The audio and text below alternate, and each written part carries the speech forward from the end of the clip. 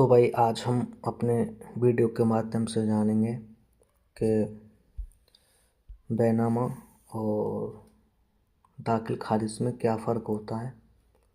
इस वीडियो के माध्यम से मैं आपको सारी जानकारी दूंगा और ज़्यादा भाई मैंने ये वीडियो वो नहीं बनाई है, बस बेसिक सी जानकारी है और ये बहुत से लोग जानते हैं, बहुत से लोग नहीं जानते इस जानकारी के बारे में। तो बेसिकली क्या है भाई कि जो हमारा बैनामा होता है और हम इसको इंग्लिश में क्या बोल देते हैं, सेल डीड, या फिर कानून की भाषा में मान लीजिए हम इसको सेल डीड कह देते हैं। ठीक है, तो गांव में बैनामा बोलते हैं, देहात के अंदर बैनामा भाई। ठीक है, मान लीजिए सपोज़ कोई खेत खरीदता है तो भाई जो खरीदने वाला होता है और बेचने वाला होता है, जो बेचता है भाई क्या है, और जो खरीदने वाले को क्या है, अपनी ओनरशिप ट्रांसफ़र कर देता है। ठीक है, कि भाई अब मैं मालिक नहीं हूँ, अब तू मालिक है इसका, ले भाई अब तू खेत तेरा है, अब ये मेरा नहीं है। ठीक है, तो इसमें क्या है, सील डीड के अंदर टर्म एंड कंडीशन आ जाती हैं बहुत सारी, और इसमें क्या बोलते हैं, तहसील के अंदर जाके ये सब क्या है लिखवाना होता है कि भाई हमने इस फलाने इंसान से ये वाली ज़मीन खरीदी है, तो हमें इस ज़मीन का जो है बैनामा करवाना है। ठीक है, तो ये क्या हो गया, बैनामा, यानी कि ओनर जो था उस ज़मीन का पहले, अब वो ओनर नहीं रहेगा, अब जिसने ज़मीन खरीद ली वो ओनर रहेगा, यानी कि ओनरशिप ट्रांसफ़र हो जाती है। और आप स्क्रीन पर देख सकते हो कि बायर और सेलर जो होते हैं, इसमें क्या है, एक खरीदने वाला होता है, एक बेचने वाला होता है।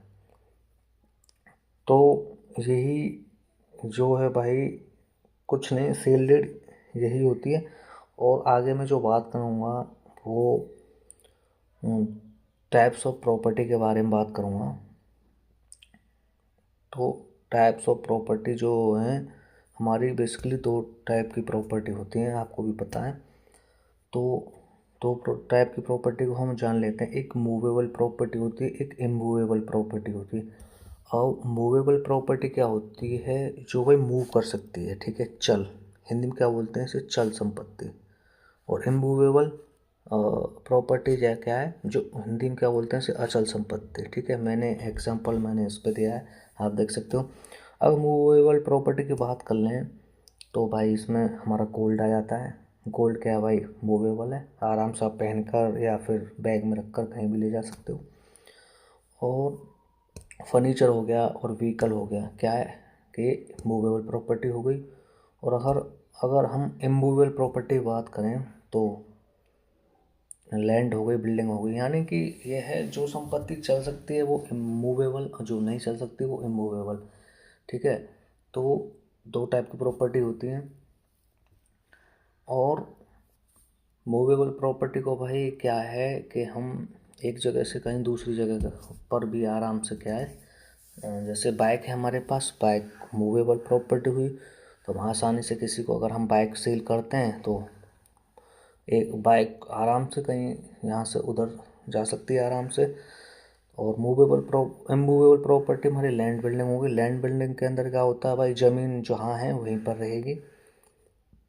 ठीक है, ऐसा तो है नहीं भाई फलाने इंसान ने ज़मीन बेची और आप क्या उसे, जहाँ ज़मीन है वहीं की वहीं रहेगी, आप उसे खिला नहीं सकते। ठीक है, तो वो इमूवेबल प्रॉपर्टी होगी, जहाँ पे है वहीं पर रहेगी, स्थिर रहेगी।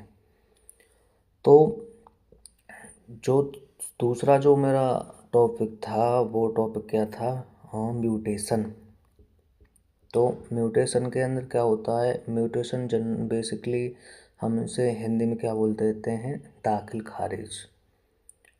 ठीक है, दाखिल खारिज में क्या होता है, दाखिल खारिज के अंदर होता है जनरली आप जब बैनामा करा लेते हो, ठीक है, ओनरशिप ट्रांसफ़र हो गई, जिसने भी खरीदा उसके नाम पर ओनरशिप ट्रांसफ़र हो गई, भाई अब मालिक तू है। ठीक है, और दाखिल खारिज के अंदर क्या होता है कि कानून प्रक्रिया होती है, और इसमें क्या है, गवर्नमेंट के पास डाटा होता है, डेटा। तो उस डेटे के अंदर क्या होता है भाई कि उसमें दाखिल खारिज कराना बहुत ज़रूरी होता है। अगर आपने वो पहला वाला नाम नहीं, जो पहले व्यक्ति का जो ज़मीन थी जिसके नाम पर थी, उसका नाम नहीं हटा, तो आप लीगली तरीके से जो है आप वो तो हो गया बैनामा, मगर लीगल तरीके से जो आपका जो नाम नहीं आएगा उसमें दाखिल खारिज में। इसलिए दाखिल खारिज के अंदर क्या होता है कि एक तरीके से भाई जो पहले मालिक था उसका नाम हटवा दिया। अब क्या है, गवर्नमेंट का जो डाटा है उसमें क्या है, आपका नाम दर्ज हो जाएगा, आप हो अब नए मालिक उस ज़मीन के। ठीक है, तो दाखिल खारिज ये होता है। पहले क्या होती है, सील डीड यानी कि बैनामा। बैनामा के बाद क्या होता है, फिर दाखिल खारिज हो जाता है। यही दो टॉपिक थे जो मैं अपनी वीडियो के माध्यम से जो है बताना चाह रहा हूँ। आई होप अगर आपको ये समझ में आया हो, या फिर कोई भी यानी कोई समझने में दिक्कत आ रही हो, तो आप कमेंट बॉक्स में क्या है, आप कमेंट लिख सकते हो, और आप जो कुछ भी पूछना चाहो आप पूछ सकते हो। और आप मेरी वीडियो को अगर आपको अच्छी लगी हो तो सब्सक्राइब लाइक करना ना भूलें। और thanks for watching my video.